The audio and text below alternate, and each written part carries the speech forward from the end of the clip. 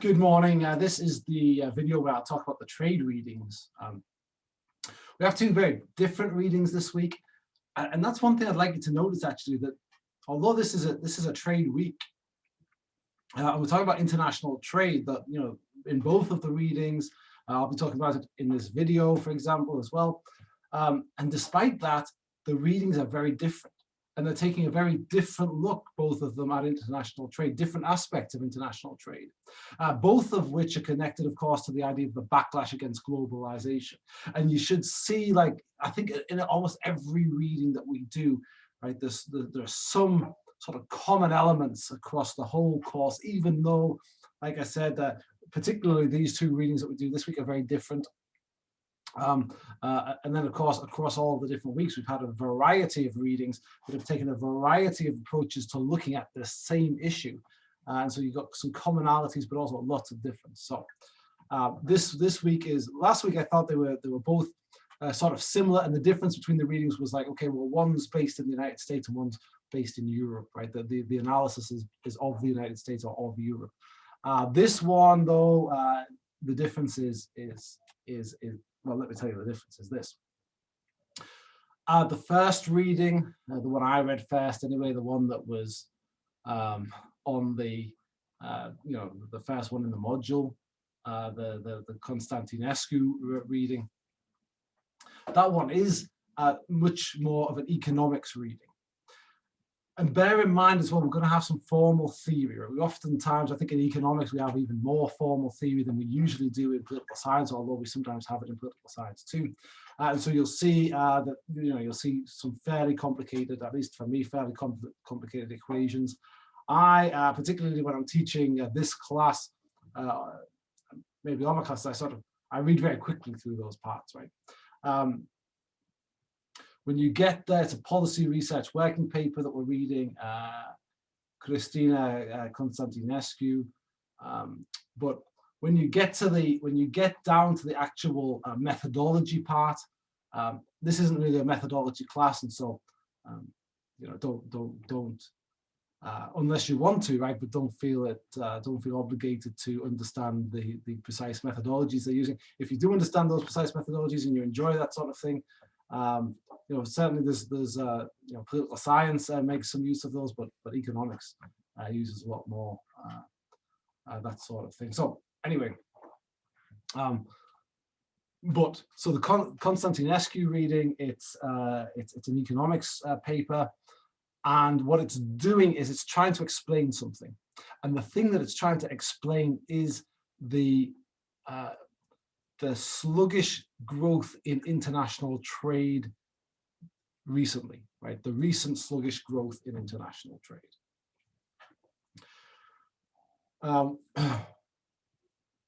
In the 1990s, and you'll see this in the reading, right? In the 1990s, international trade between nations, right, which we sort of think of a lot of times as globalization on its own, right?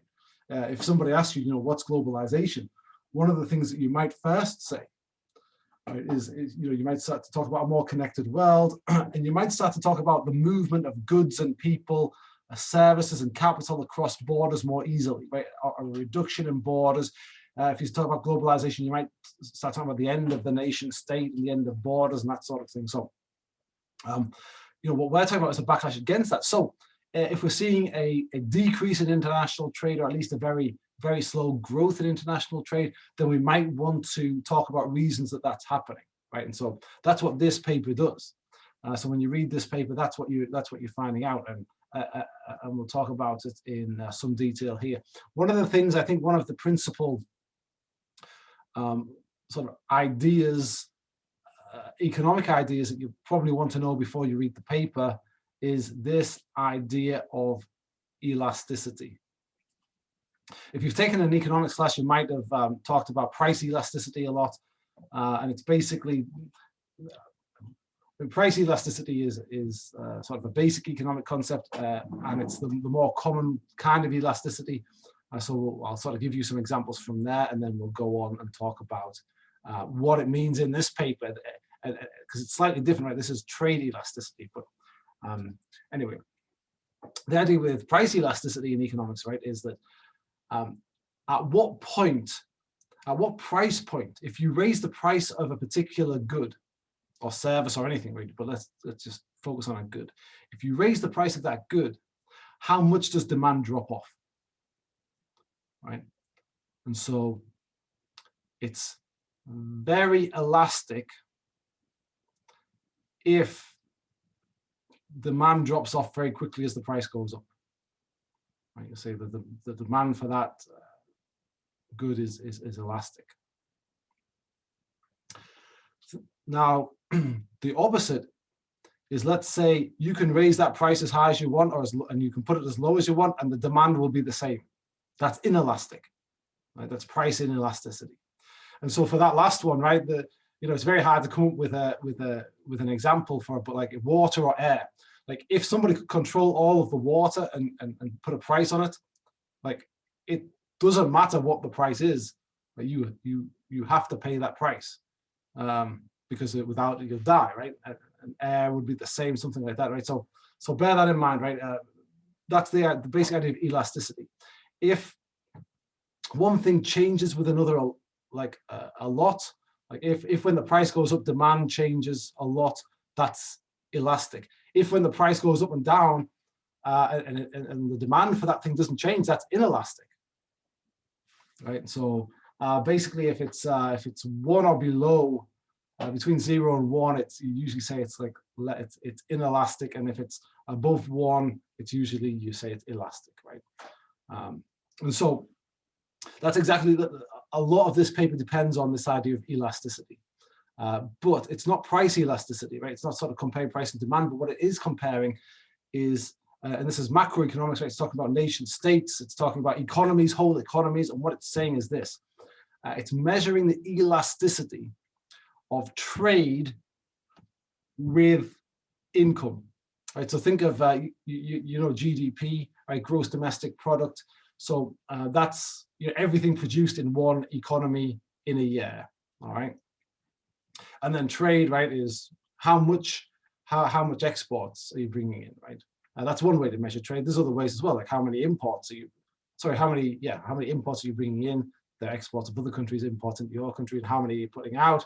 There's various ways to measure it, right? How much is going out or how much is coming in, or what's the net value of the things going out and things coming in.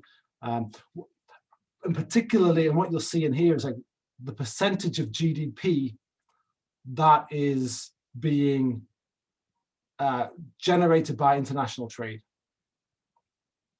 So, well, I wasn't quite sure that I would get to this point, and so I didn't have this prepared, but let me have a quick, let me do this really quick. Something up and then share my screen a little bit with you, and just because it's a good way to illustrate sort of trade as a percentage of GDP. Let's see. See if we'll find a nice image.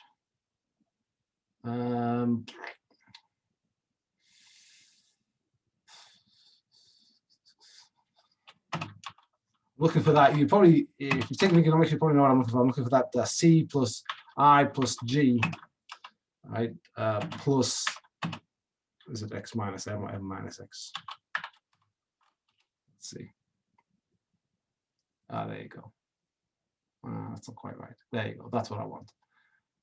This is Macroeconomics 101. Here we go. Let me just, I found the, no, I'll just do it like that. Okay, let me share my screen really quickly.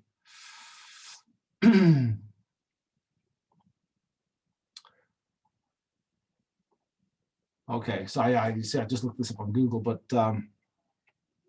if you look here, you've got the sort of the national income formula, and you've got the income, which is Y equals consumer spending plus investment plus government spending plus exports minus imports, right? So, and it's this part in parentheses, right? So you can see, right, this is the different elements that make up national income, and so that, as these numbers grow, right, national income grows. But if you want, you could break it up into its constituent parts, right? Into consumer spending, right? So if consumer spending grows, then income will grow, right? If investment grows, it will grow. You know, if government spending grows, if they all stay the same, right? Then the economy will grow. And then if this thing at the end, there's exports minus imports, right? So the stuff that you're selling to the world versus the stuff that's coming in. But it's this part. We've got a little bit into the weeds here, but basically what we're saying is that trade, which is this part at the end, exports and imports, that forms some part of the GDP. What percentage of the GDP does that form? All right, what's the proportion of that as income rises? And so the elasticity that we're looking at is if national income rises, does trade rise a lot? Does it move with it? Do they move together? Or is it inelastic, right? And inelastic would be that, you know, however high the income goes, the trade doesn't change. All right, so if it's inelastic, right, if it's below 1, if the value is below 1, then income's going up. Perhaps it's going up as high as it wants to go, but trade's not growing, or it's growing very slowly. And alternatively, right, that's inelastic, and then elastic. If it's over 1, then it's, you know, it's growing. You know, as a country gets richer, it trades more, right? And a bigger part of its GDP comes from trade as its GDP grows. Okay, so let's come back down now. All right. So you should know that, and you'll see some values in there early on. The early part of this paper that you'll read, that's the bit that probably you'll get most of the answers to the quiz from. That's where you'll get most of the information that really you should draw from it. So they're measuring elasticity of trade and income, national income. And so see what they find, right? Is it elastic? Is it more elastic than it was before? Is it less elastic than it was before? And then they want to explain this, right? And they put several possible explanations about, and I'll give you the answer to the first question, right? In terms of, you know, trade has become less elastic, which means that income's growing, but trade isn't growing. And what they want to figure out is, like, is the reason that trade's not growing, is that because there's been a big downturn in the global economy? Right? Is it because there was the global financial crisis back in 2008? Is that why we're not trading as much these days? And what they do is their argument is that this change in elasticity that we see, where we've gone from being fairly elastic to not elastic to inelastic under 1, this suggests actually that trade is not moving with economic upturns and downturns. It's moving in a different way. It's moving less. It's not really following that anymore. It used to follow that, right? So it used to be that, as you know, if we have a big financial crisis or we have a big recession and GDP doesn't grow very much, well, trade doesn't grow very much, right? Because it's elastic. But actually, what they find in this is that now GDP is going, you know, it's going up, it's recovering from the recession, but trade isn't. So there's been some sort of structural change. And what's the structural change that's happened? And watch out for that, right? And that's later on in the paper. There's sort of the middle part, which is a lot more methodological, which again is not, you know, if you were an economist and you wanted to judge whether or not they're measuring it right, then you can read that part. You know, I'm a political scientist. I'm most interested in, like, this idea of the backlash, right? And there's classes about the backlash, and like, why is trade? Because one of the things that they consider, one of the possible reasons that trade's not growing, they consider, is like our country is becoming more protectionist. Right? We've talked about that before, I think, a little bit, maybe not particularly trade protectionism, but we've talked about countries stepping back from international organizations and that sort of thing. So that's one of the things that they consider. And they actually find that that's not a huge factor in this structural change in international trade. What they do find has been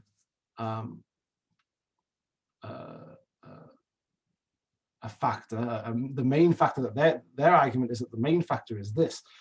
And you can sort of use this to sort of dampen down arguments about the backlash against globalization, at least in terms of trade, right? And that, if you're connecting sort of a slowdown in international trade with the backlash against globalization. One argument against this, you'll read in this paper, is that actually, protectionism isn't really the thing that's doing it. And it's also not really the downturn, it's not really the financial crisis either.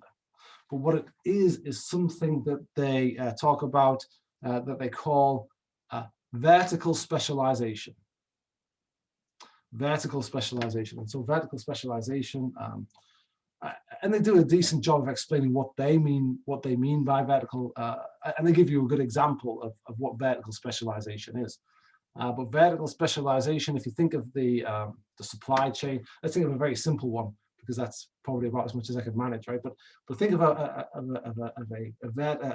supply chain, right, where you start with raw materials, let's say, I don't know, carbon and iron ore or something, right? We're going to make steel with it, if you didn't guess, right? So you've got that, and then you've got the factory that makes that turns the carbon and the iron ore, and they make steel out of that, right? And then let's say then that steel, when it's made, it's going to make something else. Like, let's make a battleship out of it or something like that, right? I don't know if they use steel these days to make battleships. I imagine they do. Some at least. So then so now that steel's going off to this other factory where it's going to get turned into a battleship, and they're going to use obviously other components as well.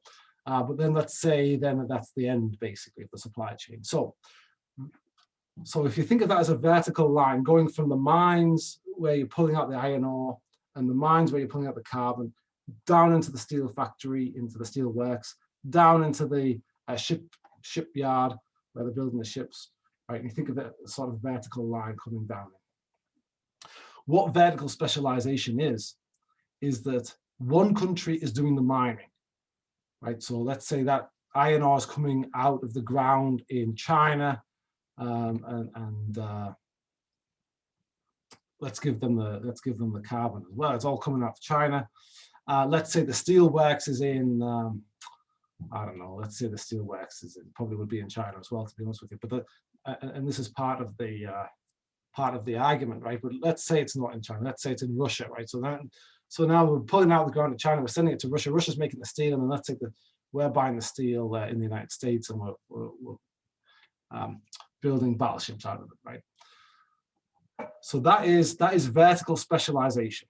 Right? Each country is doing a different part of that process. Actually, the example that they use in the reading is electrical components, right? When in the 90s, the United States is manufacturing, is designing and creating these electrical components, and then China's buying those electrical components, assembling them into electronics, right? A computer, let's say a laptop or something, assembling them there, right? So a different country is doing different part of that vertical production line, that vertical supply line.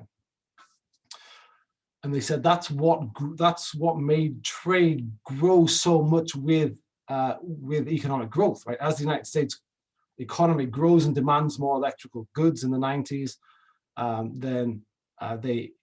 then trade goes up, right? Because they're selling a lot more electrical components, they're making a lot more electrical components, they're selling a lot more to China, China's buying a lot more electrical components, they're assembling them, making computers out of them, and then they're obviously selling them back to the United States, right? So that trade there is, and as people get wealthier, they're buying more of these electronic goods, and then think of iPads and that sort of thing, right?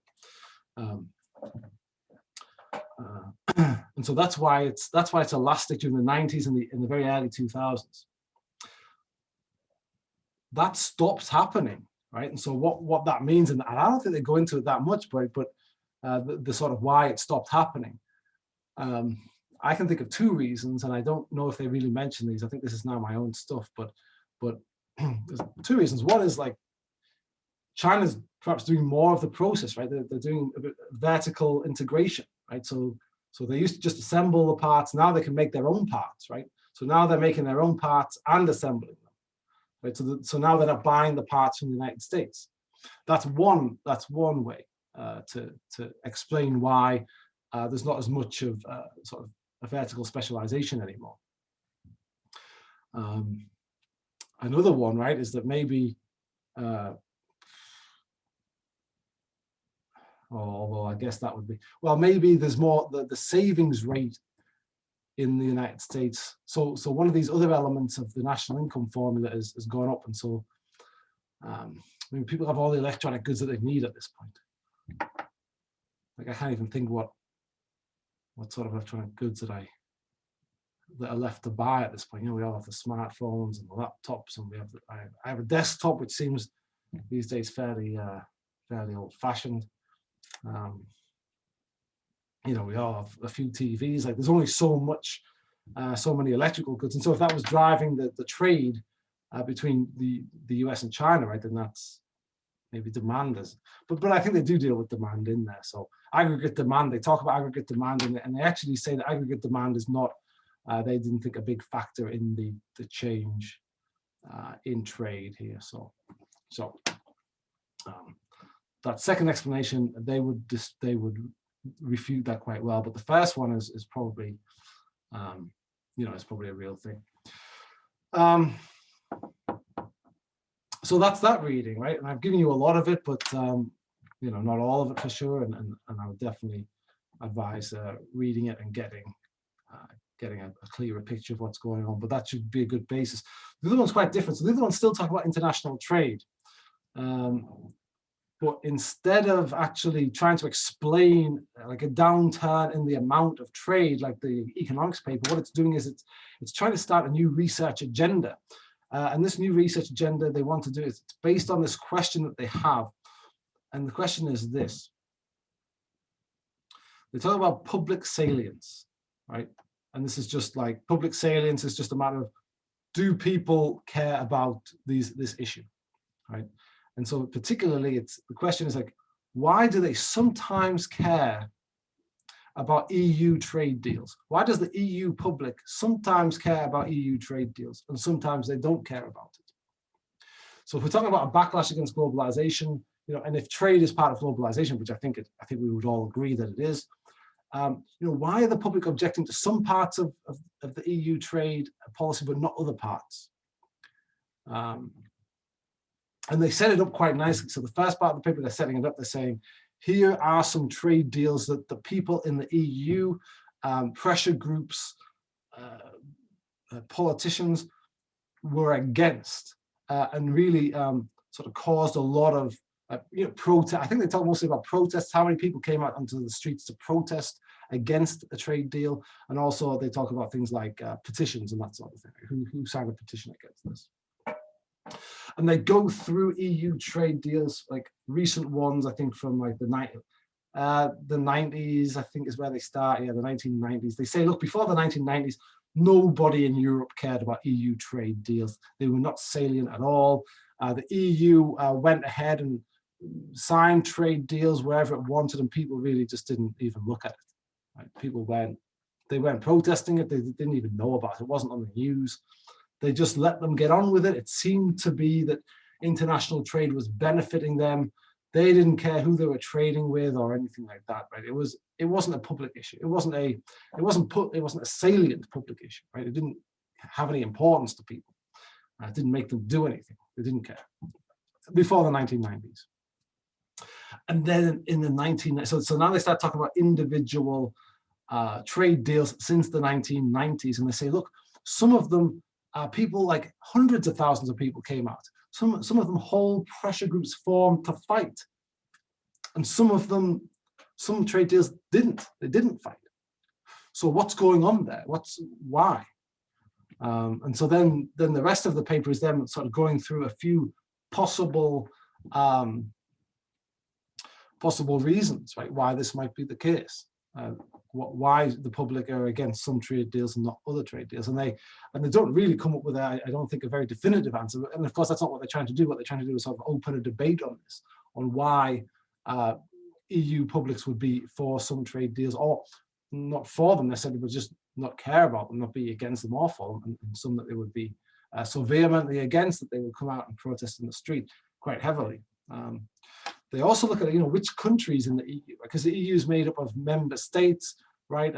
Some countries have a higher level of public salience when it comes to specific trade deals than others, right? So, one of the things that they notice, and this is something that sort of feeds into the types of explanations that they try to come up with, one of the things that they notice is actually like, it's not necessarily that the poorer southern European countries that maybe are more have more to lose from international trade, or more to, well, maybe that's too much to say more to lose, but they maybe then it's probably more accurate to say they're not as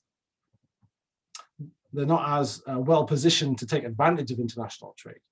I'm thinking like Portugal, Spain, Greece, right? Those southern Europe, southern Italy.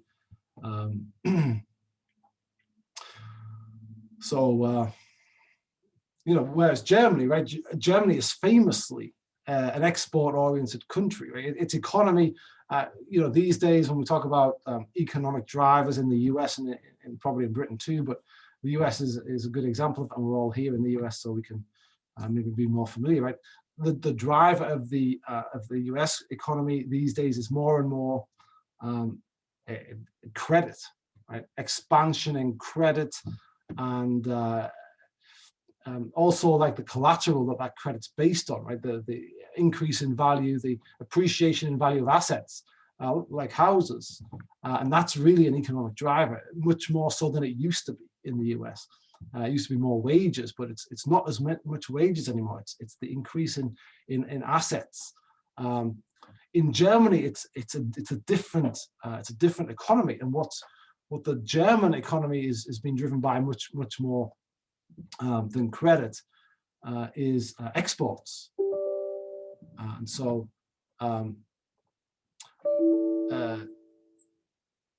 German exports. Something happened with my computer then that threw me off, and I had the terrible thought that I've been talking for all this time and it hasn't been recorded, but I think it has been. But yeah, the German economy is driven a lot by exports, and so one of the things that they point out is, like, Germany you wouldn't think would be protesting trade deals because their economy really depends on it. They don't say that as much, but that's understood, I think. But they've been one of the hotbeds, one of the epicenters, is the word that they use for these protests against specific EU trade deals.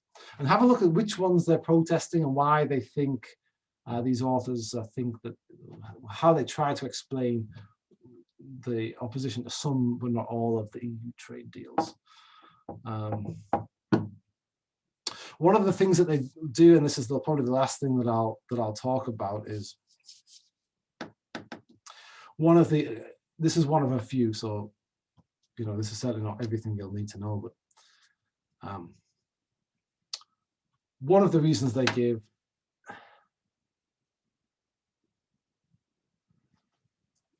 and it requires a little bit of further research, and of course all of these do, because, and I'm going to say this before I give you the last thing, I think one of the things that's important to their paper is that this is not a smooth sort of, it's not the public, like back in the 90s, they don't care, and then gradually over time they care more and more and more and more and more. In some ways, that's easier to explain, like a more of a linear increase in public salience of EU trade. That's sort of easier to explain. And I think sometimes they get caught in explaining that, but that's not what they've set up at the beginning. In fact, what they've set up at the beginning is an episodic. Even there's two trade deals at the same time. One of them is very controversial. One of them is very salient. The other one nobody cares about. And so that's much more difficult to explain. Right? It's not that, okay, things change over time. People get more educated, more interested in the news. Maybe people get the internet and social media has grown like so much, of course, since the 1990s, and so and they use this as another explanation. But again, that increase in social media use is fairly linear, right? I mean, it increases as you go on in time. it's not episodic, right? It's not like, oh, we had the social media for this particular EU trade deal, but not for this one over here that happened like the same year or 1 year later. No, it's the same. And so that's where this paper's, for me, it leaves a lot to be done still, right? But that's fine. I mean, that's what they say at the beginning. Look, we want to promote or start a new research agenda that asks these questions. And so they give us a bit of a start with some things that might have happened, but they don't fully explain how, how it explains each individual treaty. So anyway, I want to give you this one last thing, this behind the border. And the reason why I want to talk about this a little bit is that it sort of goes with a few of the other readings, and this has come up a couple of times. When we talk about international trade, when we talk about trade liberalization, the bringing down of barriers. At some point, and this is what we said, I think, in another video, at some point you've brought down the barriers to such an extent that there's really no more barriers to bring down. And at that point then, the extra benefit from trade sort of starts to go away a little bit, right? Because what more trade can you have? And that sort of fits in with that other reading where they talk about the vertical specialization. At some point, it used to be that China had to import electrical components from the US. Now it doesn't, right? So at some point, like all the trade liberalization in the world, I mean, the demand, like the need for those electrical components to be made in the United States and then exported to China, it's gone. Similarly, like another example of that is, I think, recycling, right? I remember visiting Seattle in 2011 or something, I think, and seeing these big ships, massive ships full of garbage, right? I mean, it looks like garbage, but it's recycling, it's recyclables, and they're off to China, like big ships full of, I don't know, looked like garbage to me. And you can see it all piled up on the front, and it's off to China.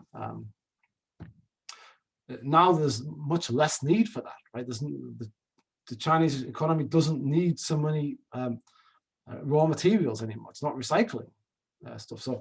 So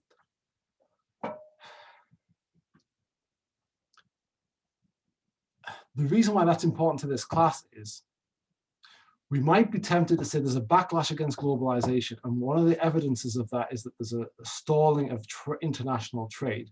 That might be true, but it also might just be structural. It also might just be that there's no more need for the trade, right? Because now we don't need to ship electrical components to China because they're making them there. We don't need to ship the recyclables because they have enough raw materials.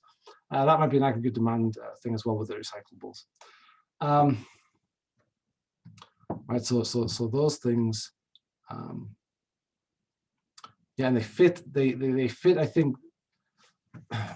So they fit back with this behind the border thing. So there's the at the border and behind the border trade deals. The at the border trade deals. This is like the sort of the stuff that's it's finished now. We've done it all, right? We've done all of the at the border trade deals. The at the border is like quotas and tariffs, basically. All right, so it used to be much more prevalent that, okay, we want to protect our steel industry. Of course, this is coming back, right? And this is why it's also relevant to the backlash against globalization. But we're going to import steel from China. Well, right now there's a tariff on steel from China, and so if we want more steel from China, we're going to lower the tariff to make that import cheaper, right? Because right now, of course, tariffs make it more expensive, and so we'll have less of a demand for the steel. It'll be too expensive to buy the level at this level, right? We'll be buying at this level of demand. Okay, so we lower the tariffs. The other thing is quotas, right? We'll only allow X amount of tons of steel in the United States from China per year or something like that, right? And so quotas and tariffs, those are at the border trade deals. That's when we go to the World Trade Organization, we give most favored nation status, we lower tariffs completely and quotas completely, get rid of them. Those are at the border deals. Now, though, we've run out of those deals. Like, there's no more of those deals to be done almost, right? It's probably a slight exaggeration, but we're getting to the point where there's fewer and fewer and fewer possibilities for liberalizing trade in that way. And so now the trade deals, the nature of trade deals has changed. And now instead of just lowering tariffs and getting rid of quotas, now what we're doing is we're regulating things like labor laws, where we're trying to harmonize environmental standards across the world. The trade deals are involved in that. They're not just involved in lowering tariffs anymore. So that the trade deals themselves are a different animal. This, I think, is a little bit more promising of an argument from these authors, because now we could look now at the text of the trade deals, right? Maybe the Vietnamese trade deal with the EU, maybe that's just about at the border stuff, right? Maybe that's lowering tariffs a little bit more. But maybe the transatlantic trade partnership between the EU and the United States, maybe that's not. Maybe that's more about labor laws and environmental regulations and that sort of thing. And if so, then that makes sense, right? Then we're saying, okay, people don't care. Talk to people about tariffs and quotas. People don't care about that, right? That seems to be working fine if we have them low, right? We see that, but once you start talking about labor regulations, once you start talking about environmental regulations, well, now we start to care, right? So that seems like a much more promising avenue of inquiry, right? For if you're interested in finding out why are some EU trade deals publicly salient and others not. Okay, so I said that was the last thing. That is the last thing, and I've given you a lot of the details this week, and that's I guess I got excited by them. Again, one of the big sort of meta takeaways here is like, look, we're talking about international trade, but we're talking about it in very different ways.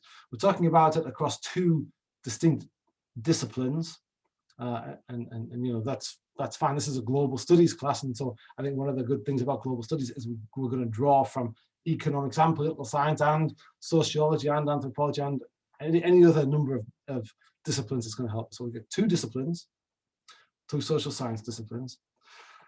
We get two papers that are talking about international trade, but are talking about them in very different ways, very different aspects of international trade. We've got one where we're trying to explain, hey, is it where our question from this class would be, is the backlash against globalization causing a decrease in international trade or a flattening out of international trade? And this economics paper says, no, it's not that, it's something else, right? It's this vertical specialization. On the other hand, we're seeing this from the European Union paper, we're seeing people are starting to care more about trade, international trade. Why is that? Is that part of a backlash against globalization, or is it something else? And they ask that question and they talk about that. So I'm going to leave it there for this week. I hope that you'll enjoy reading it as much as I did. Again, maybe not the formal theory and equations part, maybe the economics methodology. I'm not an economist, but sometimes it's fun to read, right? And to see if you can make head or tail of it. So, and hopefully this has helped in terms of talking about trade, income elasticity and that sort of thing. That should give you a good basis to get the main arguments that they're making in there. So think about that for your own papers as well. I think, you know, although the questions are fixed right now, you've got a choice of 3 questions. The approach that you can take to that is really unlimited. I mean, you could take a more take a more economics approach. You can, right? A sociological approach, a political science approach, but even within those disciplines, there's multiple approaches that you can take. So start to think about that. That's a feature. That's not a bug, right? I want to read different papers from different people. I want you to sort of follow your interest a little bit. You know, maybe some of you are interested in this like sort of economic argument about elasticity, and maybe some of you are more interested in it about public salience and sort of public issues and that sort of thing. So yeah, there you go. All right, have a good enjoy the reading, and I look forward to seeing your questions about the readings and grading all your work again this week. All the best.